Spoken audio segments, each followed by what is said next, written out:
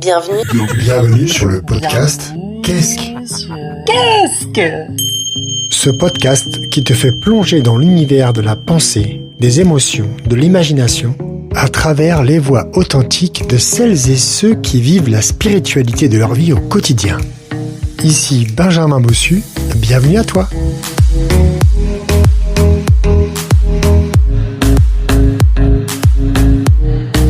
Bonjour, je suis Gaëtan, Growls, mon nom d'artiste, et je suis un concepteur de produits informatiques et je fais aussi des danses extatiques et je produis de la musique électronique.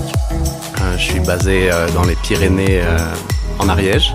Après 15 ans de vie à l'étranger, je suis revenu en France et j'ai la chance d'être accueilli aujourd'hui par Benjamin pour le podcast Qu'est-ce que.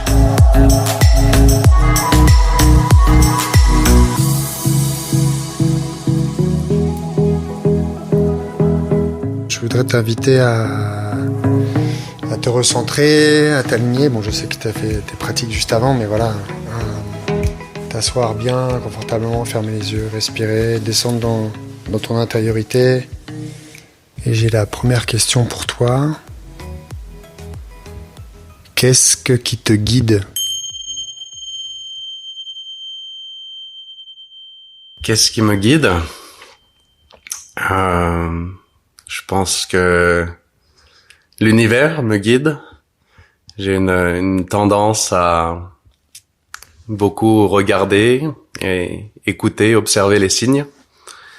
J'ai une grande confiance dans l'univers, dans la vie, et que ce qui traverse mon chemin est là pour une raison, et que c'est à moi d'écouter, mais aussi d'agir.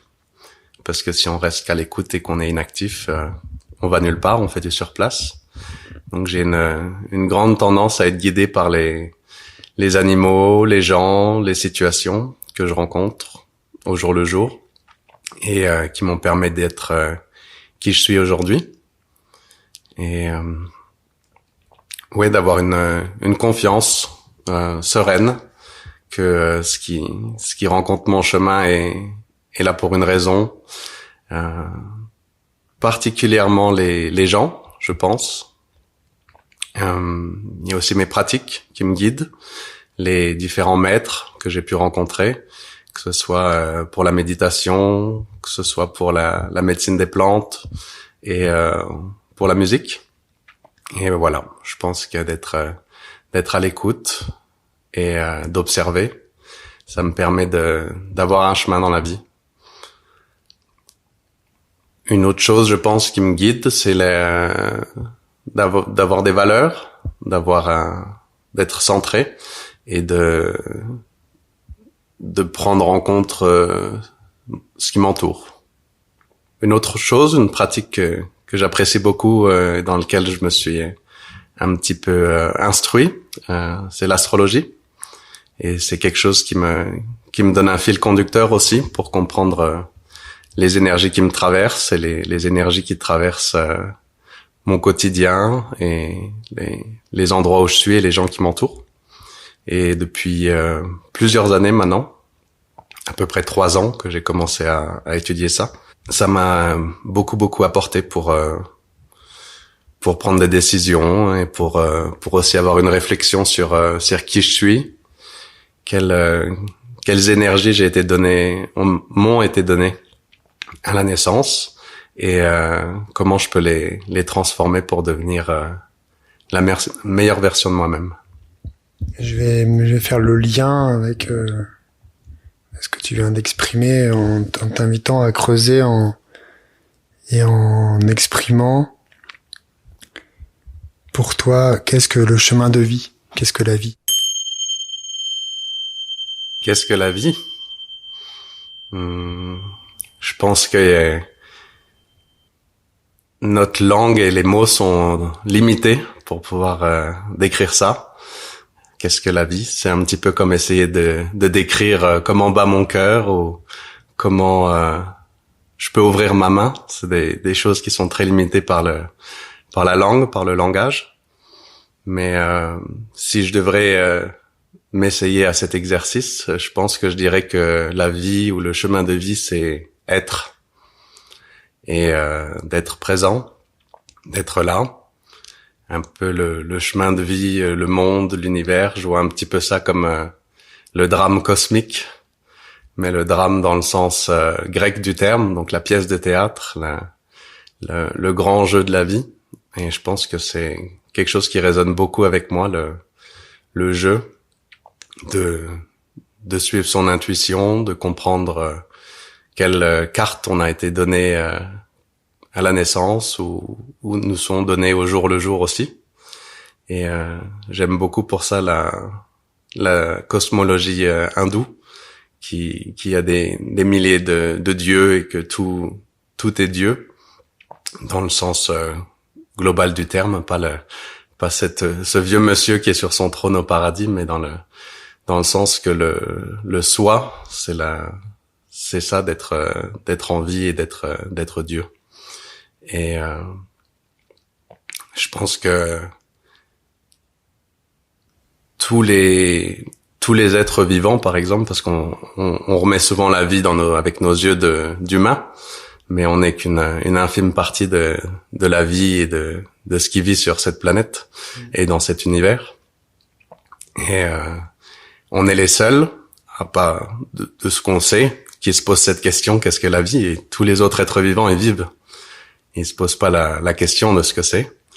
Nous, on a cette chance, des fois je sais pas si c'est une chance d'ailleurs, de se poser cette question et d'essayer d'y trouver un sens, alors que le sens c'est juste de vivre.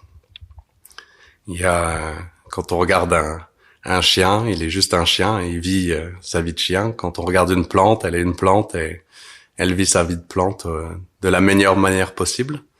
Et je pense que c'est ça pour moi le chemin de vie et la vie d'être humain, c'est d'être humain et de pouvoir interagir dans ce monde, de pouvoir être connecté aussi. Je pense que la vie, il y a quelque chose qui me touche beaucoup en anglais on appelle ça interbeing, l'interdépendance, et on est en fait, la vie c'est la somme de toutes les relations qu'on a avec le plus que nous, et qui n'est pas plus que nous parce qu'on fait partie de ce tout.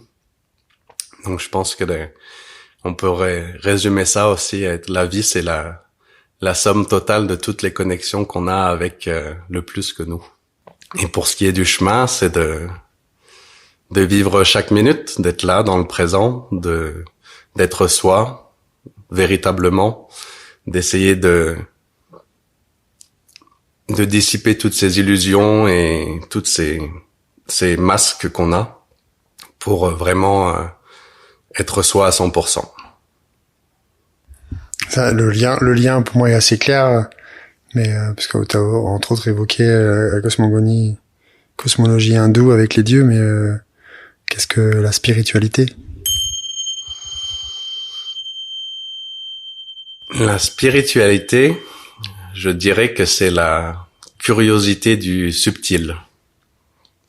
Je pense il y a probablement 7 milliards de spiritualités différentes sur Terre. C'est quelque chose qui est propre à soi. Et je pense que ça vient beaucoup d'une curiosité à essayer de comprendre le grand mystère, de comprendre pourquoi on est là. Par exemple, ta première question, qu'est-ce que la vie? Ça fait partie, je pense, de la spiritualité, de se poser ces questions. Et c'est aussi d'essayer de se libérer de toutes ces illusions, d'essayer de passer outre de tous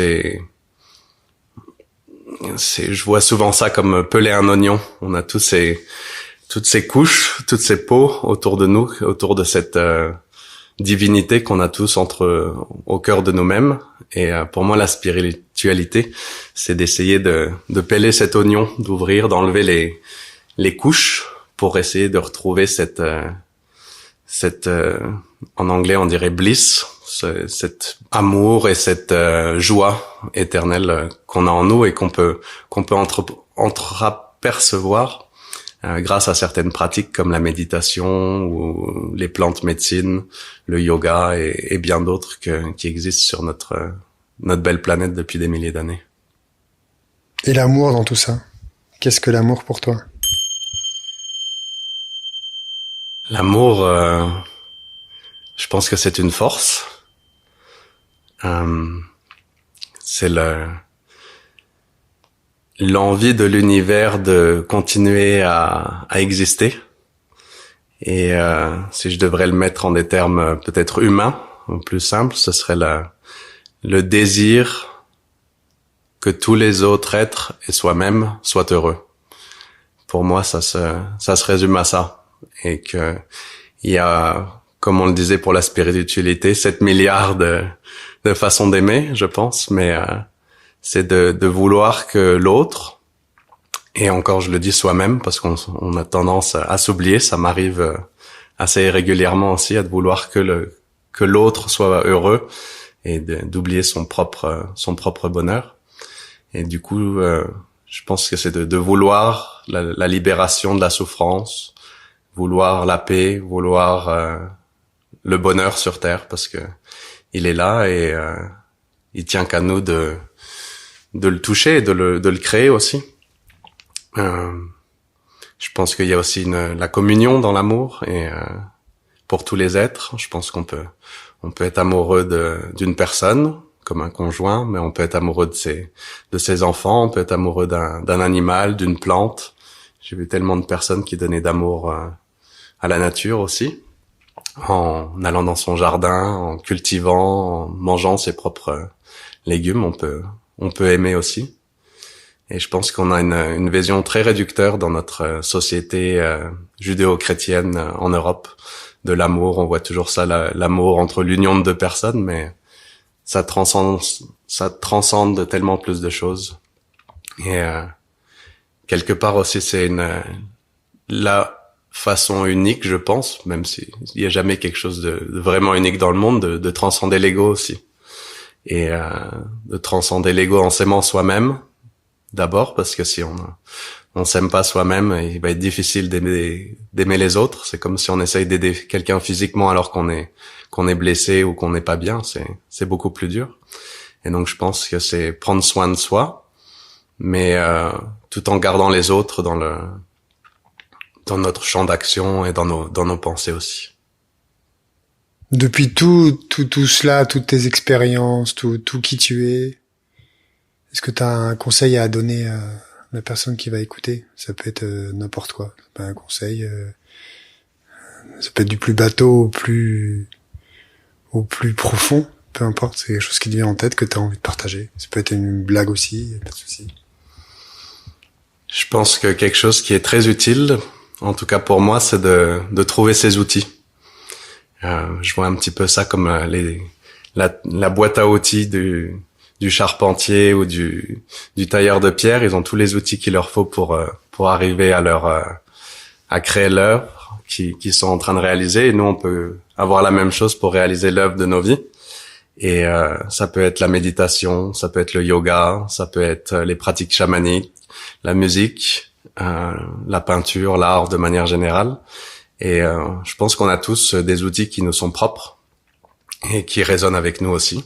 Il n'y a pas tout le monde qui est fait pour aller faire des mois de retraite silencieuse dans la jungle, comme il n'y a pas tout le monde qui est fait pour aller faire des cérémonies avec les plantes en Amérique du Sud, par exemple.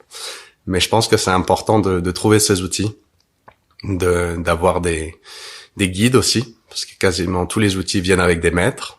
Et je pense que c'est très important pour nous de trouver nos maîtres, de trouver des personnes qui nous inspirent, des personnes qui nous conseillent, des personnes qui nous montrent aussi comment avancer sur ce chemin de vie qui est pas toujours facile. Il y a plein de choses qui nous arrivent et qui des épreuves, et d'avoir des gens sur lesquels on peut compter. Et pour moi, c'est beaucoup les anciens qui ont déjà vécu, qui sont passés par les mêmes chemins quelque part que nous, des chemins similaires, qui transmettent, et qu'à son tour on peut transmettre ensuite aussi, parce que c'est important la retransmission pour que les lignées ne se perdent pas. Et je pense que ça c'est une belle chose. Et je sais que pour moi dans la vie, j'ai eu plusieurs fois des moments où les outils sont apparus devant moi. Par exemple la Vipassana qui est entrée dans ma vie il y a 10 ans. Et le moment où la personne, je me rappellerai toujours de cette personne et de ce moment, la personne m'a dit le mot Vipassana. Il y a quelque chose qui a résonné en moi de très fort. Et je n'ai pu arrêter de lui poser des questions, de savoir qu'est-ce que c'est que cette pratique, méditation silencieuse. J'avais jamais médité 1 minute de ma vie. Mais il y a quelque chose en moi qui me disait, c'est ça, il faut que t'essayes. Et 1 an après, j'ai pu avoir l'occasion d'aller faire une retraite de Vipassana et ça a changé ma vie. Et à tel point que j'arrive pas à pratiquer d'autres techniques de méditation. Si j'essaye, j'en ai essayé plein d'autres, mais je reviens toujours à la Vipassana. Et c'est quelque chose, c'est la pratique qui m'a trouvé aussi. Et voilà, je pense que c'est important parce que c'est comme essayer de bâtir une cathédrale. Si on n'a pas les bons outils, on n'ira pas loin. Et pas les bons maîtres non plus. S'il nous manque nos maîtres, ça va être beaucoup plus compliqué. Donc voilà, à notre audience, c'est ce que je conseillerais. Cool. C'est cool, merci. C'est très précieux comme retour et comme conseil, ouais. Et maintenant, comme ça, d'un flash, que tu nous dises un bouquin. Oula, je suis pris à court. Il y en a tellement tout de suite qui viennent à l'idée. Je pense qu'un qui m'a beaucoup marqué, c'est The Power of Now d'Edgar Tolle. Je connais pas le nom en français, qui a été un de mes livres initiatiques sur justement tout ce qui est la mindfulness, d'être présent, d'être dans le moment. Et on est tellement attiré dans le passé, dans le futur, tout le temps. On est tout le temps en train de planifier ou d'avoir de l'anxiété de ce qui va se passer dans le monde. Ou dans notre quotidien.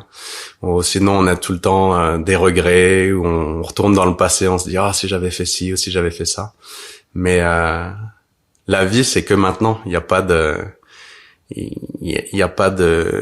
passé et de futur. Et le temps que j'ai dit cette phrase, elle est déjà dans le passé. Et le temps que je pense les prochains mots à dire dans ce podcast, je suis déjà dans le futur. Et je pense qu'il y a vraiment une beauté à être dans le présent. Si vous avez déjà eu la chance de faire des retraites silencieuses et que vous méditez pendant 12 heures par jour, sans rien faire d'autre, avec aucune distraction, vous avez l'impression qu'une journée, ça dure 100 ans. Et il y a une beauté là-dedans, parce qu'on a tout le temps l'impression, j'ai pas le temps de faire ci, j'ai pas le temps de faire ça.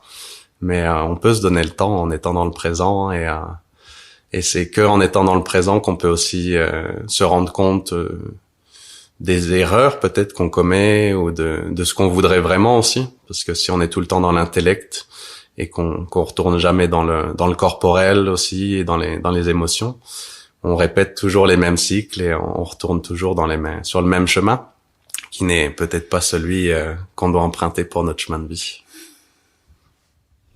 Classe. Beau bouquin aussi, ouais, effectivement. Et ben voilà, c'est bon, tu vois, t'étais pas sûr, tout ça, mais c'est bon. On a fini. Eh ben, merci beaucoup. Ça m'a fait un grand plaisir de partager ce moment-là avec toi. T'es quelqu'un que je respecte beaucoup et que je suis très content de connaître, et merci de m'avoir invité sur ce podcast. Merci Gaëtan, je suis ravi de tout ça et ravi que tu m'accueilles. C'est un podcast que je réalise en parallèle du podcast Chronique d'une résilience méconnue, où je parle de spiritualité, de transformation personnelle. Depuis mon expérience personnelle, j'avais envie de laisser la place aux autres, à celles et ceux qui nourrissent mon chemin au quotidien. Je ressens beaucoup de gratitude. Merci, merci et merci.